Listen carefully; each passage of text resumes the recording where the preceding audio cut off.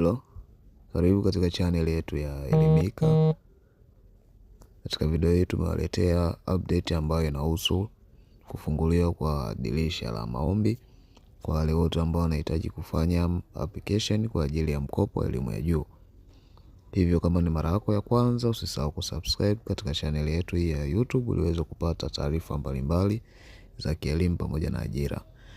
Utakwenda Google, utaandika hiyo SLB, uta search, baada hapo utaingia katika website kuweza kupata taarifa hiyo iliyotangazwa leo tarehe 19 kama ambavyo unaiona hapo kwenye screen.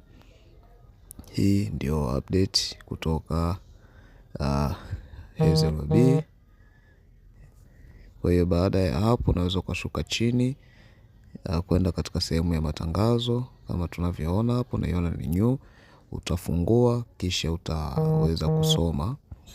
Naona kuna maelezo hapa yameandikwa wapi ambapo unaweza ukafanya application, mfumo unahusika. Pia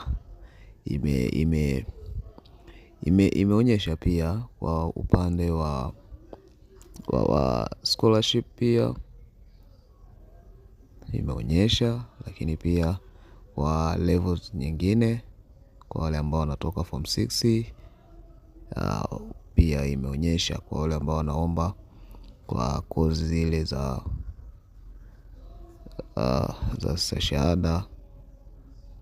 shahada ya awali pamoja na shahada ya juu ya mafunzo ya sheria na vitendo. Pia hapo wameweka pamoja na mwongozo wa ruzuku wa Samia scholarship, zote zimeelezwa. Kwa hiyo baada ya kusoma utakwenda kufungua akaunti yako na kuweza kujaza taarifa zako ili uweze kutuma maombi.